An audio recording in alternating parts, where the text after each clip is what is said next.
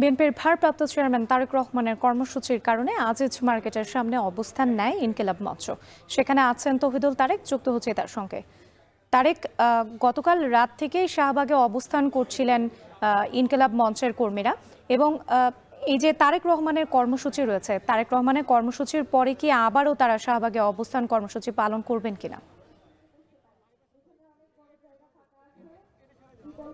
রাত্রি জি, এই এখনই তারা আসলে প্রস্তুতি নিচ্ছেন যে তারা শাহবাগের দিকে এগিয়ে যাবেন। কারণ আপনি জানেন যে বেশ কিছুক্ষণ হলো যে তারেক রহমান শহীদ ওসমান হাদির কবর জিয়ারতের পর তিনি নির্বাচন কমিশনের দিকে রওনা হয়েছেন এবং এই জায়গাটি এখন খালি হয়েছে, এবং সেই অবস্থাতেই কিন্তু এখন তারা প্রস্তুতি নিচ্ছে যে তারা শাহবাগে যে মূল মোড়টি রয়েছে সেই মোড়ে অবস্থান করবেন। এবং আপনি এই মুহূর্তে দেখতে পাচ্ছেন যে শাহবাগের আজিজ মার্কেটের কাছাকাছি তারা এই মুহূর্তে অবস্থান করছেন, এবং বেলা বাড়ার সাথে সাথে কিন্তু যে আন্দোলনকারীরা রয়েছেন তাদের সংখ্যা কিন্তু ধীরে ধীরে বৃদ্ধি পাচ্ছে।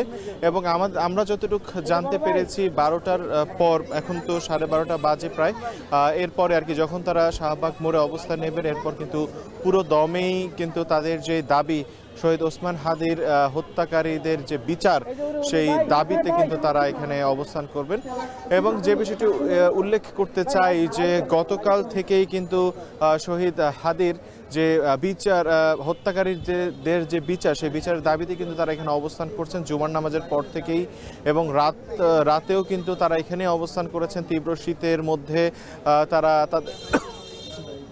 তাদের অবস্থান কর্মসূচি চালিয়ে গেছেন, এবং তারা বলছেন যে সরকারের পক্ষ থেকে কোনো রোড ম্যাপ কিংবা কোনো ঘোষণা এবং তাদের এখানে উপস্থিত হয়ে কোনো উপদেষ্টা যতক্ষণ কিছু বলবেন না এবং এই বিষয়ে তাদের কাছ থেকে কোনো বক্তব্য পাওয়া যাবে না, ততক্ষণ পর্যন্ত কিন্তু তারা তাদের এই আন্দোলন চালিয়ে যাবে। আরেকটি বিষয় উল্লেখ করতে চাই, ইনকিলাব মঞ্চের ব্যানারে এই আন্দোলন চললেও এখানে কিন্তু শিশু থেকে বয়োজ্যেষ্ঠ সকলেই কিন্তু অংশগ্রহণ করছেন।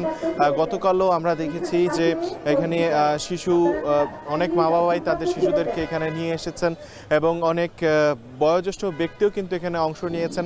তারা সকলেই যে বিষয়টি বলছেন যে শহীদ হাদি তিনি এই অল্প সময়ে যেই প্রভাব এবং যে ভালোবাসা তৈরি করে গেছেন মানুষের হৃদয়ে, তার এই হত্যাকাণ্ডের পর কিন্তু শহীদ হাদি আরও বেশি শক্তিশালী হয়ে উঠেছেন, যে কারণে বাংলাদেশের প্রত্যেকটা জায়গায় প্রতিটি মানুষের কাছে শহীদ হাদি পৌঁছে গেছেন।